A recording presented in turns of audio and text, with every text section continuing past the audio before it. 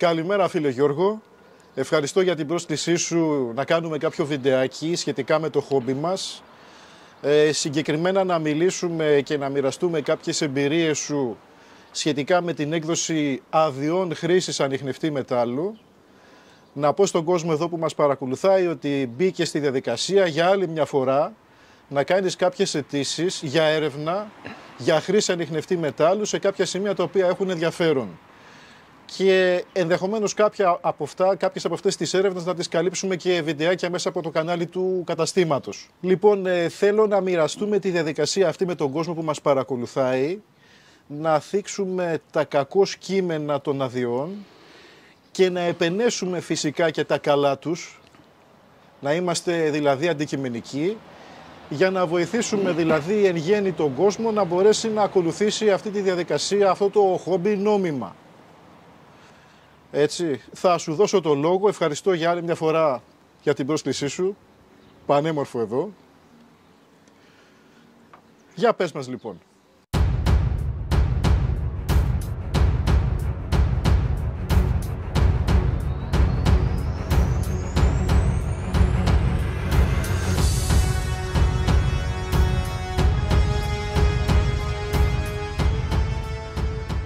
Λοιπόν, κοίταξε. Για άλλη μια φορά έβαλα περίπου 10 άδειες στις διάφορες τοπικές εφορίες αρχαιοτήτων, γιατί από εκεί ξεκινάμε, και για άλλη μια φορά βγήκανε σχεδόν τα ίδια συμπεράσματα.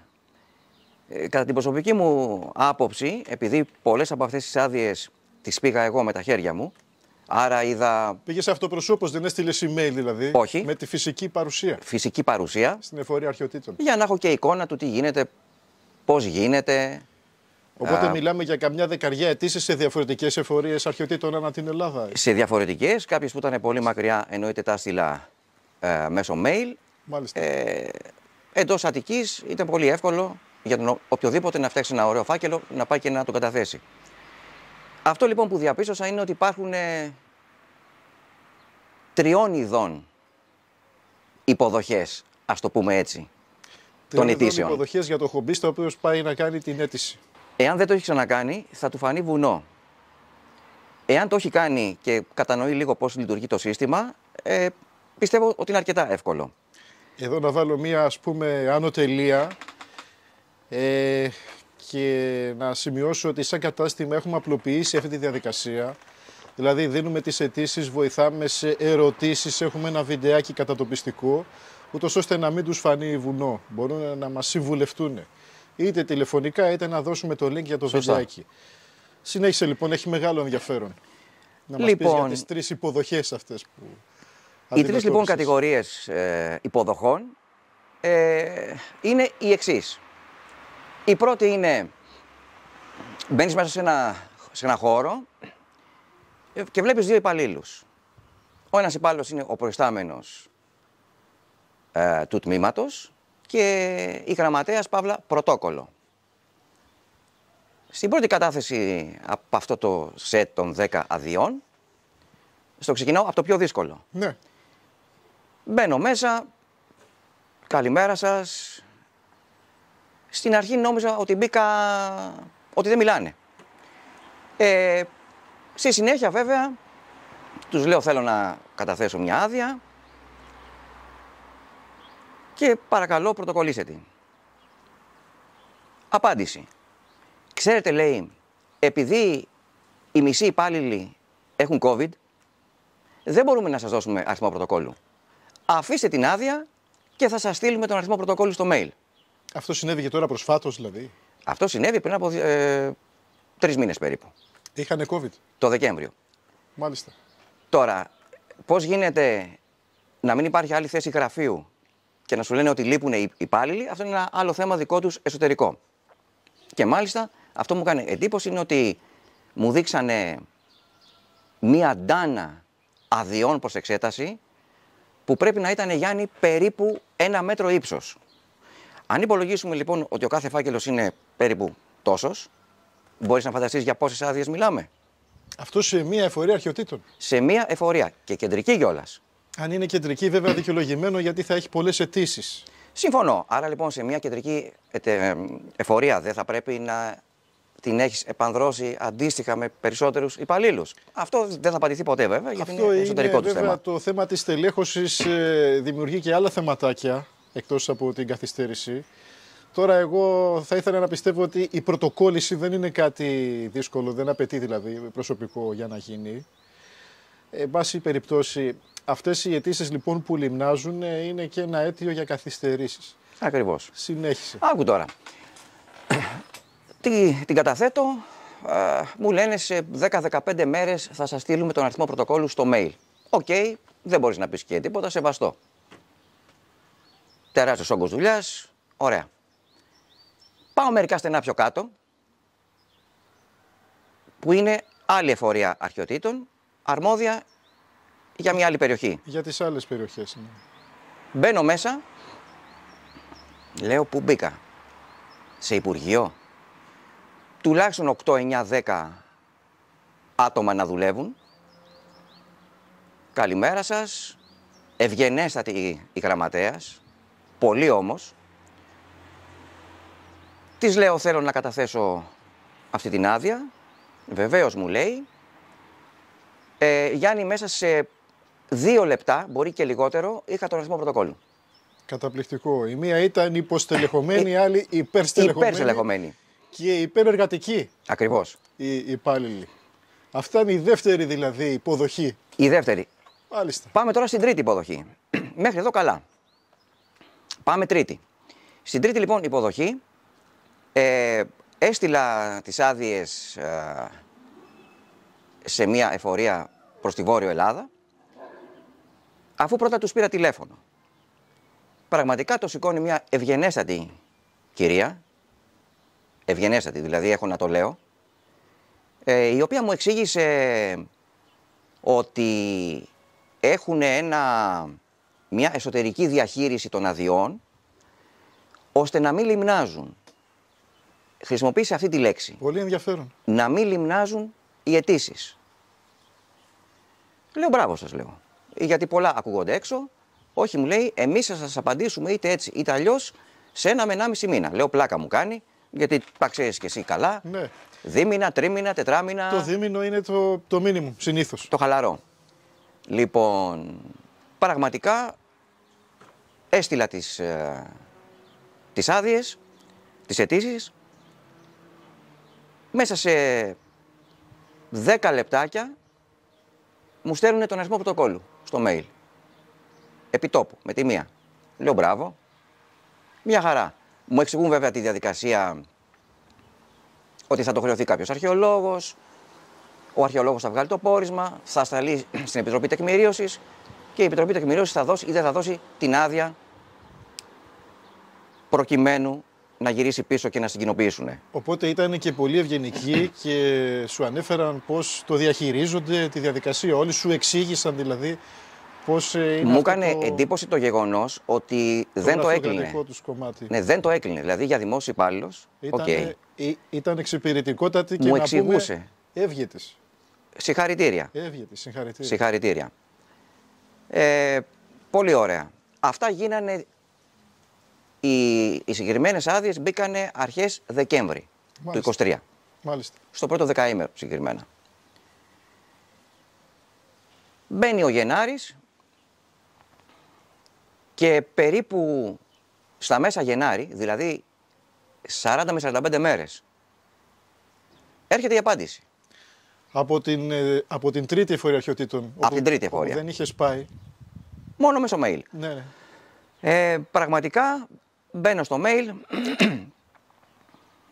40 μέρες λέω δεν ξανάγινε. Ισχύει. Χαρά μέχρι που ανοίγω το mail και βλέπω απορριπτική. Για όλες τις περιοχές. Όχι. Αλλά για μια περιοχή που με ενδιαφέρει πάρα πολύ, την απέρριψαν. Στατιστικά δηλαδή πόσες περιοχές αιτήθηκες?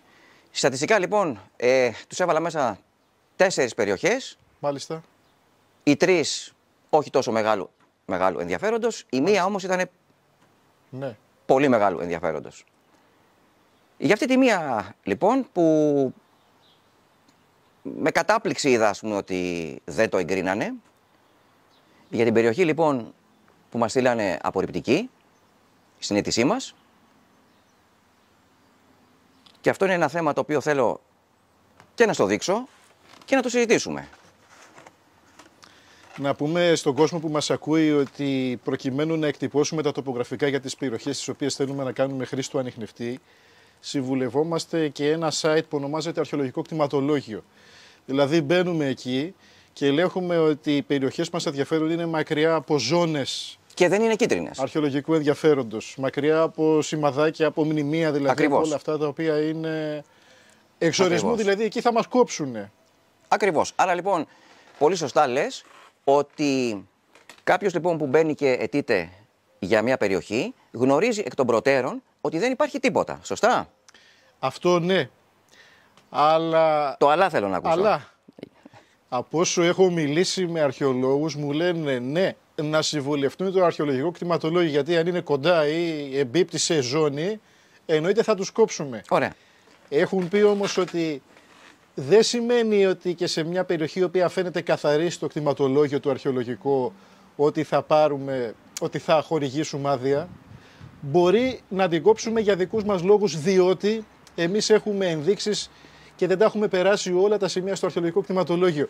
Βέβαια αυτό είναι κάτι πολύ... Αυτό που λες είναι επίσημη άποψη, την έχεις ακούσει ή είναι κάτι το οποίο το εικάζουμε? Αυτό είναι στο προφορικό. Α. Αυτό θα είναι στο προφορικό. Είναι Μάλιστα. κάτι αόριστο, γιατί στην ουσία έγκυται στην κρίση του υπαλλήλου που θα κόψει και που θα δώσει. Έτσι. Μάλιστα.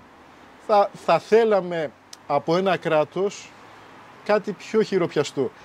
Αλλά θέλω να μου εξηγήσεις το πώς και το γιατί έγινε αυτό. Άκου τώρα. Έχει πολύ μεγάλο ενδιαφέρον.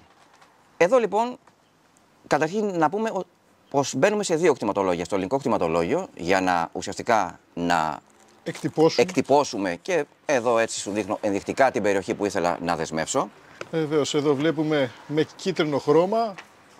Έχεις κάνει δηλαδή αυτό το περίγραμμα, πάτησες το κλικ και βγήκαν οι συντεταγμένες αυτόματα. Είναι πανεύκολο. Ακριβώς. Και το δείχνουμε και σε βιντεάκι πώς γίνεται. Πάρα πολύ απλό Αυτή και εύκολο. Λοιπόν ήταν η περιοχή Εννοείται λοιπόν ότι... η οποία αυτή απήχε μακριά από αρχαιολογικούς χώρους, δηλαδή ήταν... Θα φτάσω και εκεί. Ωραία. Σ' ακούμε. Το αφήνω για το τέλος. Ναι. Εννοείται ότι αν θες να είσαι σοβαρός και να σε αντιμετωπίσουν σοβαρά, έχεις ψάξει, έχεις καλύψει, και μάλιστα θυμάσαι που κατά καιρούς έχουμε συζητήσει ότι ακόμα και μια περιοχή 5, 6, 7 χιλιόμετρα που γυτνιάζει Ναι. με τις κίτρινες ζώνες, Ναι. πιθανώς και να τις κόψουν. Άρα λοιπόν Ναι. έχεις ένα πολύ καλό feedback για το τι θα βάλεις μέσα και τι δεν θα βάλεις. Με βεβαιότητα θα τις κόψουνε. Ακριβώς. Έχουν υπάρξει και εξαιρέσεις, αλλά ήταν πάντοτε με παρουσία υπαλλήλου. Ναι. Αλλά κατά 98% να πω, πέφτει η ψαλίδι. Εδώ λοιπόν είναι η απάντηση, η απορριπτική απάντηση, και διαβάζω κατευθείαν στο τέλος να δεις πώς το τεκμηριώνουν και να μου πεις τη γνώμη σου. Η εν λόγω άδεια δεν χορηγείται, καθώς σε κοντινή απόσταση από τη ζητηθήσα περιοχή και σε όμορες περιοχές έχουν εντοπιστεί κατά καιρούς αρχαιότητες και υπάρχουν μνημεία που εμπίπτουν στις διατάξεις του νόμου 4858 του 21, κύρωση κώδικα νομοθεσίας για την προστασία των αρχαιοτήτων και εν γέννη της πολιτιστικής κληρονομιάς. Κατόπιν τον ανωτέρω, προτείνεται στον ενδιαφερόμενο να αιτηθεί άλλη περιοχή ενδιαφέροντος. Και το ξαναδιαβάζω. Σε όμορες περιοχές, δηλαδή κοντινές, Ναι. εφαπτώμενες ή μη, άντε να βάλουμε και 5 χιλιόμετρα, έχουν κατά καιρούς εντοπιστεί. Κατά καιρούς. Γενικός και αορίστος, είναι ακόμα εκεί, τα μαζέψανε, τα πήγαν σε μουσείο. Τι ακριβώς εννοούν Μάλιστα. και γιατί δεν φαίνονται πάνω στο χάρτη. Ξέρεις τι έκανα? Πες μου. Τους παίρνω τηλέφωνο, επιτόπου, το σηκώνει πάλι η ίδια ευγενική κυρία και αρχίζω να διαμαρτύρομαι εντόνως, κόσμια βέβαια. Της λέω, συγγνώμη λέω, Αυτό που μου γράφετε το θεωρείτε ότι είναι σαφές? Γιατί εγώ το βλέπω αυτό που ονομάζουμε δημιουργική ασάφεια. Να είχαμε να λέγαμε. Ποιες περιοχές? Πότε τα βρήκατε? Τι είναι? Γιατί δεν υπάρχουν στο χάρτη? Δηλαδή, άδικα τρέχουμε. Προσπαθήσω να μου εξηγήσει κάποια πράγματα που προφανώς δεν εξηγούνται τηλεφωνικά. Μπήκα στο νόημα, κατάλαβα. Θέλουμε να ακούσουμε αυτή την απάντηση. Κοίταξε, η απάντηση ήταν ότι δεν υπάρχει απάντηση. Ότι δεν υπάρχει απάντηση τεκμηριωμένα. Τεκμηριωμένα δεν υπάρχει απάντηση. Και μου λέει, βεβαίως, μου λέει, έχετε το δικαίωμα να κάνετε ένσταση. Λέω, φυσικά και θα κάνω ένσταση. Έτσι, να σας ρωτήσω για χάρη της συζήτησης, οι ίδιοι άνθρωποι θα εξετάσουν την ένσταση? Μου λέει ναι. Της λέω, οκ. Η τύχη είναι προκαθορισμένη. Προδιαγεγραμμένη. Γιατί μου το προτείνετε? Εγώ λέω, θα την κάνω για να υπάρχει. Τουλάχιστον να δοθούν εξηγήσεις. Όχι αυτό το αόριστο πράγμα. Παρόλα αυτά, επειδή μιλάγα έντονα, αλλά ξαναλέω κόσμια, περίμενα να μου κλείσει το τηλέφωνο. Ανταυτού, μου λέει, συγγνώμη, 2 λεπτάκια, να φωνάξω τον αρχαιολόγο που είχε χρεωθεί την υπόθεση. Ωραία εξέλιξη, Ναι, ναι. Έρχεται λοιπόν ο κύριος. Εξυπηρέτηση είναι αυτό προς τον πολίτη. Ακριβώς. Δεν το περίμενα. Γι' αυτό σου είπα ότι πραγματικά υπάρχουν εφορίες που πραγματικά βοηθάνε τον πολίτη και υπάρχουν και άλλες που πέρα βρέχει, δεν μπορούν. Έχει να κάνει με την προσωπικότητα του υπαλλήλου. Ακριβώς. Αυτή μου το έχει ξεκαθαρίσει ότι εδώ θα την πάρετε αμέσως ή δεν θα την πάρετε. Πολύ ωραία. Έρχεται λοιπόν κάποιος αρχαιολόγος στο τηλέφωνο και αρχίζει ένας εκπληκτικός διάλογος. Του ξαναλέω τα ίδια, του αναφέρω κιόλας στην περιοχή και του λέω, μπορείτε σας παρακαλώ να μου πείτε, να μου υποδείξετε στο χάρτη ποια σημεία, πού είναι οι όμορες περιοχές, γιατί αφού εσείς χειρίζεστε την περιοχή, άρα λοιπόν θα ξέρετε και ποιες είναι οι όμορες περιοχές και το τι έχει βρεθεί. Και αν όντως είναι έτσι, για πάμε και παρακάτω, γιατί δεν υπάρχει στον αρχαιολογικό χάρτη? Σιγή, ηχθείος. Δεν μου απαντούσε. Ναι, ξέρετε, μου λέει, για να δω ποια περιοχή είναι. Δεν το περίμενε ότι θα πάρω εγώ τηλέφωνο και θα ζητάω εξηγήσεις γιατί έγινε αυτό, γιατί. Πολύ ωραία. Και λέω, ωραία. Υποτίθεται ότι υπάρχει ένα full extra, ας το πούμε, και ενημερωμένο κτηματολόγιο αρχαιοτήτων, το οποίο φέρει και σφραγίδα Gov, έτσι, δεν το φτιάξεις εσύ και εγώ, το φτιάξε το κράτος. Ενημερωμένο, θα έλεγα όχι. Τώρα αυτό σηκώνει μεγάλη συζήτηση. Δηλαδή, αν η δουλειά κάποιου είναι να φτιάξει ένα τόσο ωραίο χάρτη, σαν το κτηματολόγιο για τα κίνητα. Ναι. Τι σημαίνει ενημερωμένο?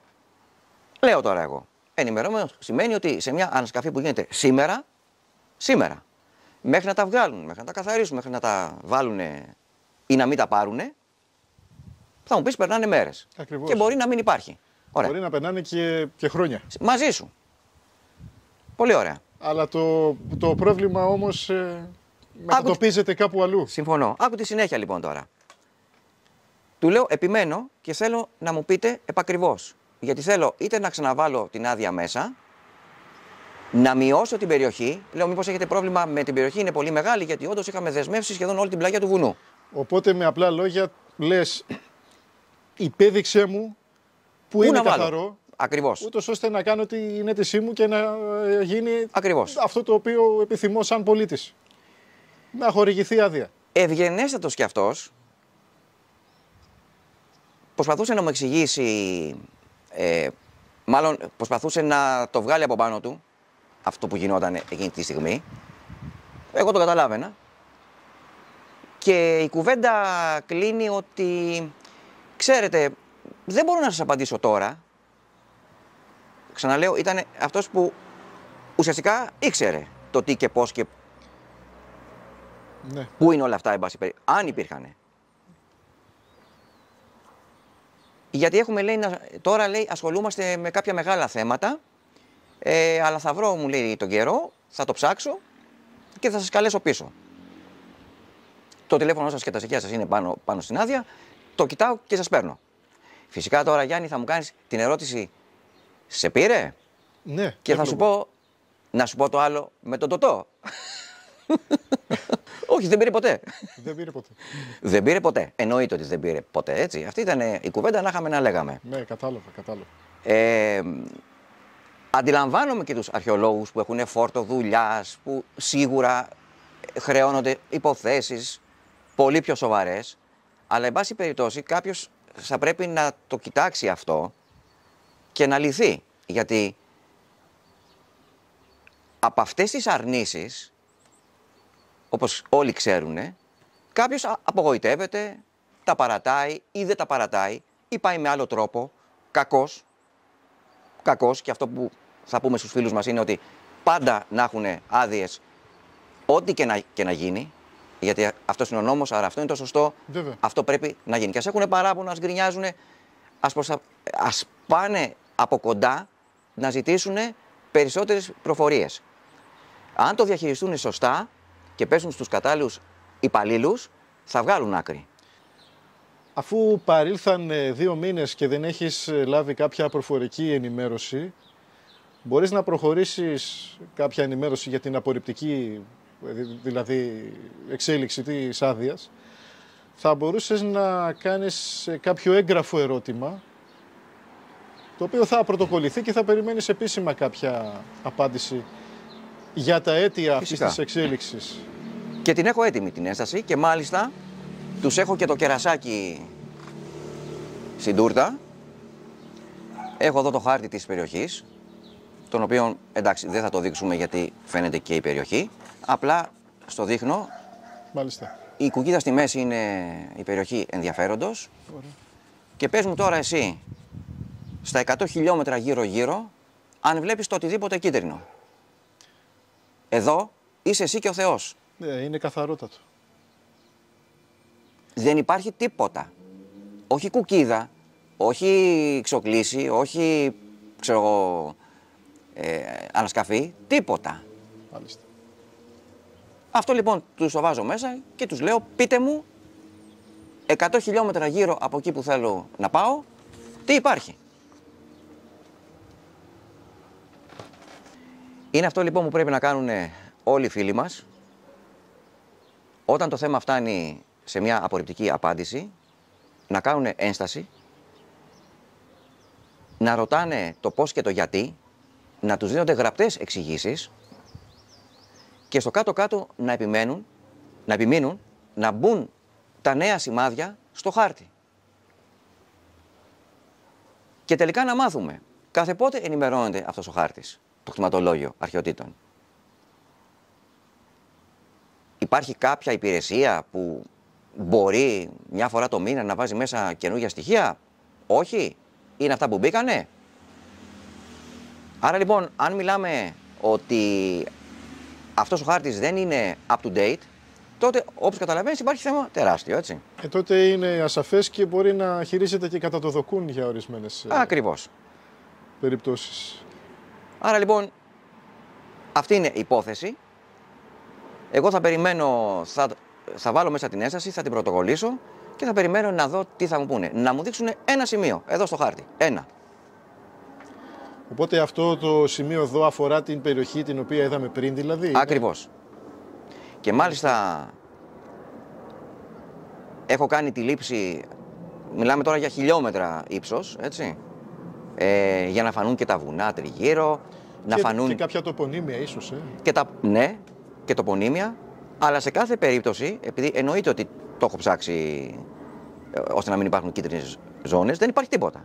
Άρα, περιμένουμε... Εκτός από κίτρινες ζώνες και κάποια σημεία που αφορούν μνημεία, έτσι, δεν έχεις κοντά εκεί. Εδώ λοιπόν συνέβη το εξής παράδοξο. Καλά που με ρώτησες. Ναι. κάποια στιγμή, όταν ζούμαρα πολύ, δηλαδή κατέβηκα σχεδόν στο έδαφος, έβγαλε ένα κίτρινο σημαδάκι περίπου στα 10 χιλιόμετρα. 10 χιλιόμετρα δεν δικαιολογείται. Λέω, τι σημαδάκι είναι αυτό? Γκουγκλάρω, έλεγε Ακρόπολη τάδε. Ζουμάρω κι άλλο, έξω από ένα χωριό 10 χιλιόμετρα, μπορεί και 15, κάτι φαίνεται. Αλλά μέχρι εκεί. Και πρόσεξε, ναι μεν υπήρχε, θα σε πάω στο παράδοξο, ένα κίτρινο σημαδάκι, δεν ήταν όμως χαρακτηρισμένος αρχαιολογικός χώρος. Μάλιστα. Δεν υπήρχε κίτρινη ζώνη. Καμία κίτρινη ζώνη. Και πρώτα απ' όλα ήταν και σε τεράστια απόσταση. Μα τώρα 10-15 χιλιόμετρα και πρόσεξε τώρα, πώς θα μετράμε? Δεν μπορείς εδώ στο βουνό, δηλαδή τα 10 χιλιόμετρα μπορεί να είναι και 30. Γιατί δεν πας πετώντας, κατεβαίνεις δρόμους, έτσι. Πάμε στο παράδοξο τώρα. Το σημαδάκι εξαφανίστηκε. Δεν υπάρχει. Αυτό που, όσο και να προσπαθούσα, που υποδεικνύει τον αρχαιολογικό χώρο ξαναμπήκε στο κτηματολόγιο, ναι, και δεν υπήρχε. Και δεν υπάρχει πλέον. Εξαφανίστηκε. Περίεργο, γιατί με την κοινή λογική, όταν ένας χώρος χαρακτηριστεί και ενημερωθεί το κτηματολόγιο, δεν μπορεί να αποχαρακτηριστεί μετά. Άρα, τι να υποθέσουμε? Δεν ξέρω, φίλε Γιώργο. Παράδοξα, Τι να υποθέσουμε? Ξέρω εγώ. Αυτό είναι πάρα πολύ περίεργο. Πήγανε, ξυλώσαν τις πέτρες και τις πήγαν σε κάποιο μουσείο. Αλλά δεν μπορεί. Δηλαδή, για φαντάσου να μπαίνει κάποιος και να λέει Ακρόπολη. Εδώ, στην Αθήνα. Και μετά να μην υπάρχει. Η Ακρόπολη λογικά ήταν κάποια οχύρωση. Ή κάποια οχύρωση, μπράβο. Ενός οικισμού. Το οποίο αυτό δεν είναι κινητό, δεν μπορεί να μεταφερθεί δηλαδή, δεν μπορεί να αφαιρεθεί. Όχι. Και αυτό είναι το περίεργο τώρα. Αφορά θεμελιώσεις, αφορά όλα αυτά. Ακριβώς. Είναι ένας τόπος δηλαδή, δεν είναι ένα κινητό μνημείο. Λοιπόν, εδώ λοιπόν θα σας ενημερώσω πώς θα πάει η υπόθεση. Οπότε προς στιγμήν είχαμε αυτή την εξέλιξη από την τρίτη εφορία αρχαιοτήτων και αναμένουμε τις δύο πρώτες που πήγες αυτοπροσώπως. Ακριβώς. Και εκεί σου έχω νέα. Στην πρώτη, όπου επικρατούσε, ήταν λίγο χαοτικό το θέμα, μέσα εκεί, μου είπανε βεβαίως ότι θα αργούσανε να βγάλουν, μάλλον να τη χρεώσουν σε κάποιον, γιατί προηγούντουσαν άλλοι. Και μάλιστα μου είπανε χαρακτηριστικά ότι οι προηγούμενες αιτήσεις πηγαίνανε και 2 μήνες πίσω. Οπότε μπορείς να φανταστείς. Γεμάτα 4 μήνα, 5 μήνα, έτσι. Ναι, ναι. Πράγματα τα οποία τα έχουμε... Τα γνωστά. Τα ξέρεις, τα ξέρουμε. Τα έχουμε γνωρίσει αυτό. Λοιπόν, εν πάση περιπτώσει, μετά από 15 μέρες, οι άνθρωποι μου στείλανε τον αριθμό πρωτοκόλλου. Ωραία, λέω. Το πρώτο βήμα έγινε. Μπήκε ο Γενάρης, μπήκε ο Φλεβάρης, μπήκε ο Μάρτης. Κάποια στιγμή προς τα τέλη Φεβρουαρίου τους παίρνω τηλέφωνο και μου λένε, δίνω τον αριθμό πρωτοκόλλου και με περνάνε και αυτοί στην αρχαιολόγο τώρα, γυναίκα, που είχε χρεωθεί την υπόθεση. Της λέω, γεια σας, είμαι ο τάδε, αυτός είναι ο αριθμός πρωτοκόλλου, μου λέει μισό λεπτάκι, ευγενέστατη και η ίδια. Μπορείτε να μου πείτε κάτι, βρισκόμαστε, θα μου την κοινοποιήσετε, θα περιμένω κι άλλο, γιατί έχουν περάσει και 3 μήνες, πού είμαστε? Μου λέει, την έχω έτοιμη, μου λέει, την έχω αφήσει στο γραφείο του προϊσταμένου, την υπογράφει, κατοπιστικότατη και η κυρία. Την υπογράφει, τη στέλνουμε στην Επιτροπή Τεκμηρίωσης, γυρνάει πίσω, σας την κοινοποιούμε. Αυτή είναι η διαδικασία. Αυτή είναι, στάνταρ. Λέω, ωραία, μπορώ να σας ρωτήσω το αποτέλεσμα. Είναι ok, δεν είναι ok? Σημειωτέων εδώ, η συγκεκριμένη περιοχή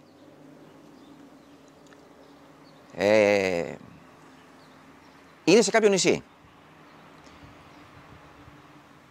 Το νησί το συγκεκριμένο δεν έχει ούτε πετραδάκι κίτρινο.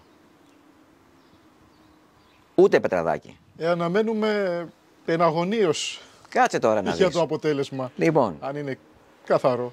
μου λέει, μου λέει, δεν μπορώ να σας το πω, μου λέει τηλεφωνικά, απαγορεύεται. Καλά λέω, τι θα αλλάξει. Το ναι θα είναι ναι, το όχι θα είναι όχι. Τι θα αλλάξει. Μην κάθομαι και περιμένω άδικα. Όχι, όχι, μου λέει, δεν μπορώ, την υπογράψει πρώτα ο προϊστάμενος και μετά. Καλώς λέω, κανένα πρόβλημα, σε ευχαριστώ πάρα πολύ. Ευγενέστατη όμως, έτσι. Το τονίζω. Ωραία. Πάμε στην τρίτη τώρα περίπτωση. Η οργανωμένη εφορία αρχαιοτήτων, εξυπηρετικότατη κτλ. Την καλή στελέχωση. Κοίτα διαφορά τώρα. Τους παίρνω τηλέφωνο, γεια σας, αυτός είναι ο αριθμός πρωτοκόλλου, με συνδέουν πάλι στην αρχαιολόγο που το έχει χρεωθεί, μία πολύ έτσι χαρούμενη αρχαιολόγος, δηλαδή εύθυμη, δηλαδή ήταν πολύ έτσι, τα έλεγε ωραία. Μου λέει, είστε ο κύριος, μου λέει, με τις δύο περιοχές. Η μία πάνω, μου λέει, στην κορυφή του βουνού και η άλλη στα Παιδινά. Λέω ναι. Μάλιστα, λέω. Κατάλαβα. Να σας πω, μου λέει, ότι άλλα 10 με 15 άτομα έχουν βάλει άδειες για τη γύρω περιοχή. Για τη γύρω ή για την ίδια. Δεν μου είπε ακριβώς, αλλά εντάξει, είναι μεγάλη περιοχή. Ναι. Έχει ζήτηση, φαίνεται, το μέρος. Ναι. Ναι. Και ενώ περίμενα να μου πει τα ίδια, γεια σας, αυτό περιμένετε κτλ. Μου λέει, κοιτάξτε, μου λέει, άλλο παράδοξο τώρα. Στην κορυφή του λόφου δεν μπορούσα να το εγκρίνω, γιατί όντως υπάρχουν κάποια θέματα, τα οποία, πρόσεξε, ούτε αυτά είναι πάνω στο χάρτη. Μάλιστα. Δεν φαίνονται. Αυτό το πρόβλημα. Ναι. Όμως μου κάνει, σας έχω εγκρίνει την πεδιάδα. Δύο διαφορετικές εφορίες, δύο διαφορετικοί αρχαιολόγοι, μία αντιμετώπιση τυπολατρική, μία πιο εύθυμη, πιο...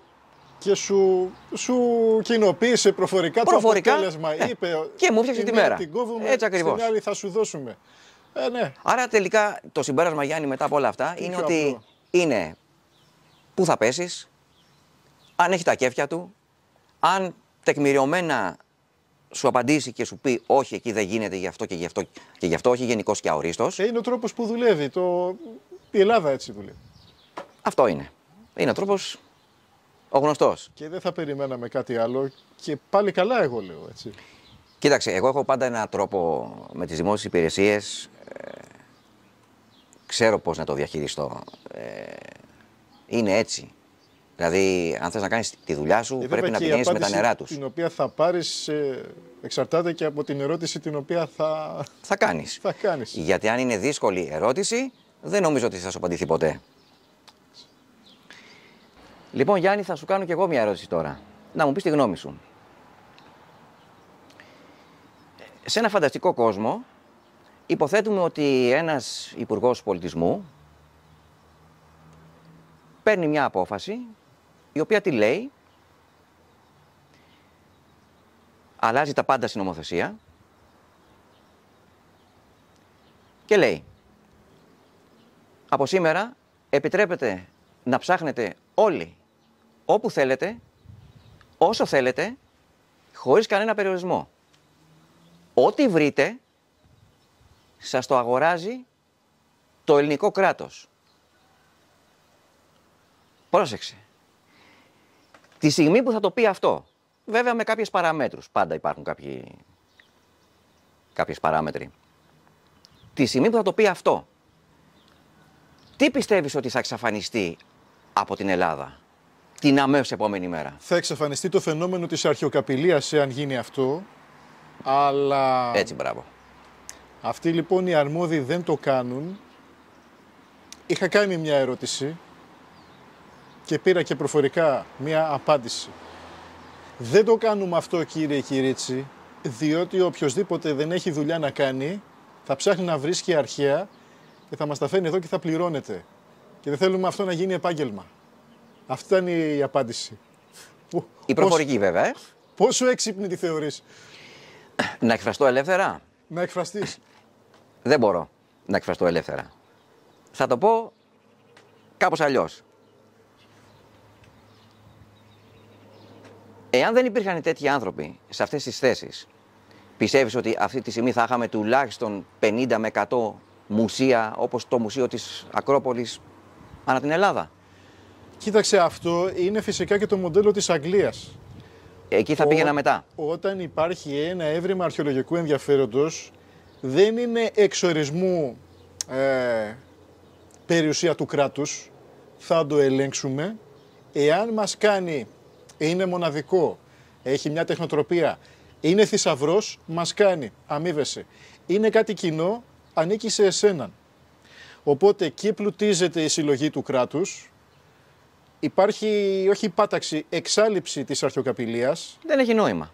Και ο χομπίστας, ο ερευνητής, έχει κίνητρο να το κάνει αυτό, γιατί θα έχει και κάποιο εισόδημα πουλώντας κάτι το οποίο δεν κάνει για το κράτος.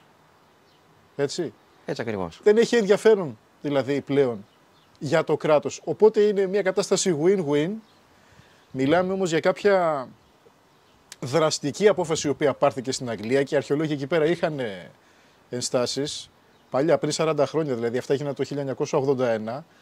Αλλά φάνηκε στην πάροδο αυτών των 40 πόσων ετών ότι ήταν σε όφελος του κράτους αυτή τελικά η απελευθέρωση, ναι, η απελευθέρωση του ανιχνευτή. Εδώ πρέπει να έχουμε πιο ευρύ νου. Έχουμε στενομυαλιά. Έτσι, θα πρέπει να έχουμε πιο ευρύ νου για να υιοθετήσουμε τέτοιες πρακτικές. Και πραγματικά τι είναι αυτό το οποίο θέλουμε, έτσι. Και πώς θέλουμε να το κάνουμε. Εγώ νομίζω πάντως ότι αν ποτέ σε ένα φανταστικό κόσμο συμβεί αυτό, δεν νομίζω ότι θα συμβεί ποτέ στην Ελλάδα, λέμε αν. Έτσι. Γιατί θα πρέπει κάποιος να βλέπει πάρα πολύ μακριά. Έτσι. Πρώτον, θα συμβεί την ίδια στιγμή θα εξαφανιστούν όλοι όσοι καταστρέφουν το χόμπι μας, και αναφέρομαι στους αρχαιοκάπηλους. Δεν θα υπάρχει νόημα, γιατί πλέον θα τα αγοράζει το ελληνικό κράτος.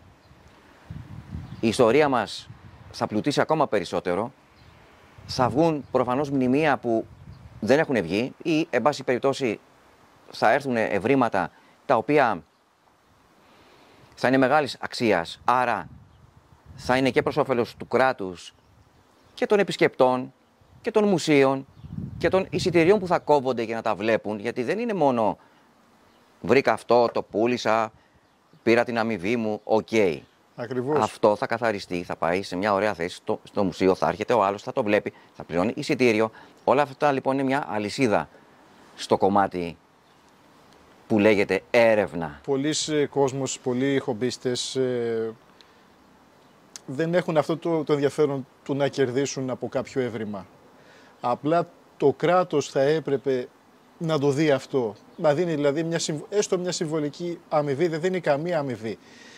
Εδώ έρχομαι σε κάτι άλλο. Παρότι υπάρχει ο νόμος όπου αμείβεσαι παραδίνοντας κάποιο αρχαιολογικό αντικείμενο, το οποίο εμπίπτει στις διατάξεις δηλαδή αυτές και είναι αρχαιολογικό, στους όρους των αδειών χρήσης βλέπεις, να το πούμε αυτό καταχρηστικά, ότι αν βρεθεί κάποιο αντικείμενο αρχαίο δεν δικαιούσε αμοιβής. Οπότε οι όροι των αδειών χρήσης είναι υπεράνω του νόμου. Ερώτημα τώρα για σκέψη και για συζήτηση. Πολύ σωστό.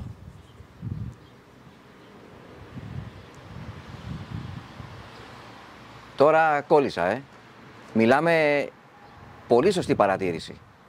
Αυτά είναι. Είναι υπεράνω του νόμου του κράτους. Και δεν είναι μόνο αυτό.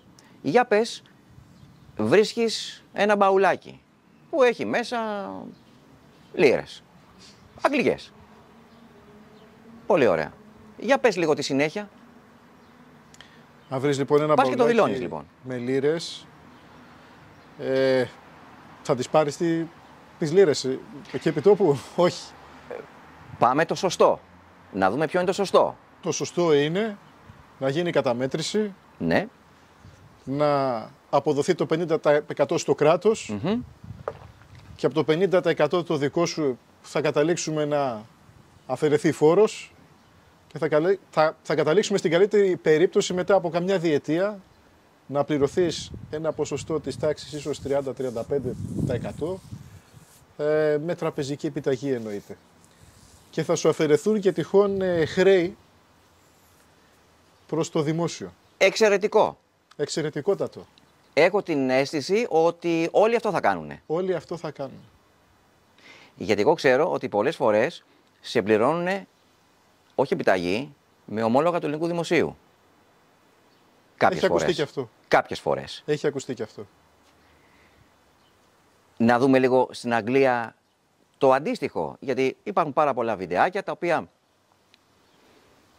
δείχνουν ομάδες, γιατί εκεί δεν είναι μόνο πήραμε ένα ανιχνευτή και βγήκαμε έξω, βρήκαμε ρωμαϊκά, γιατί συνήθως ρωμαϊκά βρίσκουν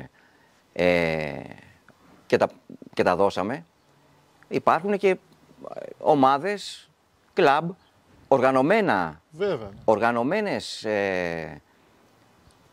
καταστάσεις ανθρώπων. Οργανωμένες εξορμήσεις. Έτσι ακριβώς. Και από ό,τι έχω δει, εδώ και πολλά χρόνια και στην Αμερική αλλά και στην Αγγλία υπάρχουν πλέον και εταιρείες οι οποίες κάνουν επίσημα έρευνες. Ναι, βέβαια υπάρχουν. Είτε στη στεριά είτε στη θάλασσα. Βέβαια.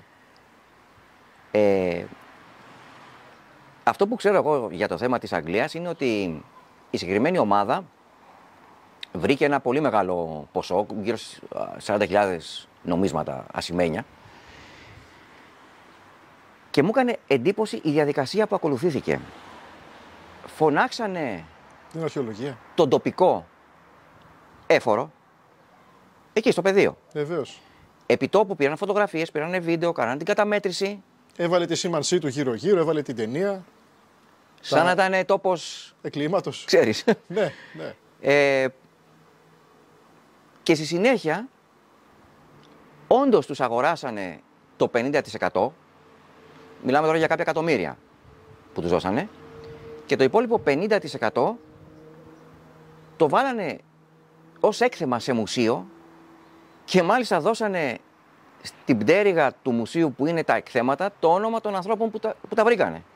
Αυτό είναι ένα άλλο παράπονο. Για άνοιξε λίγο τη σκέψη, εισιτήρια το μουσείο.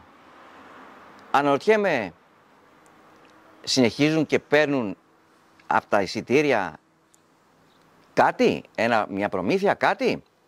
Παίρνουν, δεν παίρνουν, δεν έχει καμία σημασία.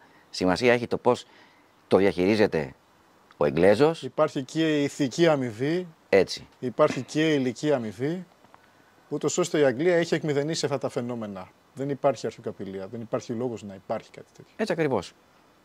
Έτσι ακριβώς. Δηλαδή και αυτός ο πολίτης ο οποίος είναι ο μη συνειδητός που δεν θα πράξει το σωστό, δεν έχει το κίνητρο για να το κάνει αυτό. Ακολουθάει την νόμιμη διαδικασία και λόγω της συνειδητότητάς του, αλλά και γιατί θα αμοιφθεί υλικά, ηθικά. Φυσικά. Εδώ δεν έχουμε ούτε ηθική αμοιβή. Δηλαδή έχουμε περιπτώσεις χομπιστών οι οποίοι παρέδωσαν ευρήματα, ούτε μια επιστολή, είναι κάτι που το έχω αναφέρει, μου έχουν πει αυτό θα το διορθώσουμε, ούτε μια επιστολή, μια ευχαριστήριος επιστολή, μια τύπου έφημος μνήα εκεί, ναι, στην προθήκη του μουσείου. Δεν τα έχουμε δει αυτά. Κρίμα, πολύ κρίμα. Θα μπορούσε να έχει ωφεληθεί πάρα πολύ η Ελλάδα από αυτό, γιατί το ξέρεις καλύτερα πόσες χιλιάδες είναι οι άνθρωποι που ασχολούνται. Δηλωμένο μηχάνημα 15.000 άνθρωποι. Και λιγότεροι να ήταν. Μιλάμε για ένα στρατό. Για φαντάσου, με ένα οργανωμένο πλαίσιο, με ξεκάθαρη νομοθεσία, με απελευθέρωση του χόμπι, αυτοί οι 15.000 τι θα φέρανε στο φως? Θα μπορούσαν να ξαναγράψουν την ιστορία. Έτσι ακριβώς. Δεν ξέρω αν αυτό όμως ακούγεται καλό ή κακό. Ναι. Θα μπορούσαν να γεμίσουν τα μουσεία και να μάθουμε και πράγματα τα οποία δεν γνωρίζουμε πλέον. Βέβαια, σε έναν άλλο κόσμο και υποθετικά μιλώντας, δεν θα μπορούσε ο χομπίστας να ψάχνει σε έναν αρχαιολογικό χώρο. Αλλά στους χώρους τους οποίους είναι καθαροί θα μπορούσε να πάει, δηλαδή εκεί όπου, έτσι.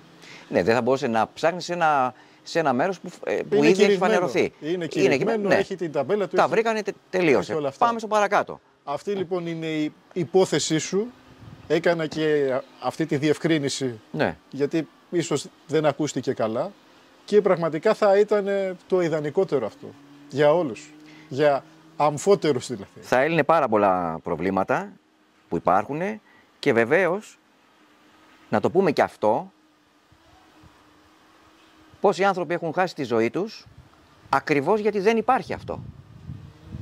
Για σκέψου το λίγο. Που πάνε και μπαίνουν μέσα σε λαγούμια, σε σπηλιές, κάνουν όλα αυτά που κάνουν και τους βρίσκουν μετά ανάσκελα. Αν υπήρχε αυτό, δεν θα γινόταν τίποτα από όλα αυτά. Το οποίο βέβαια κάτι αυτό δεν το επικροτούμε. Δεν επικροτούμε τον πυρετό του χρυσού. Με τίποτα. Εδώ λέμε κάποια πράγματα τα οποία αυτό είναι χόμπι.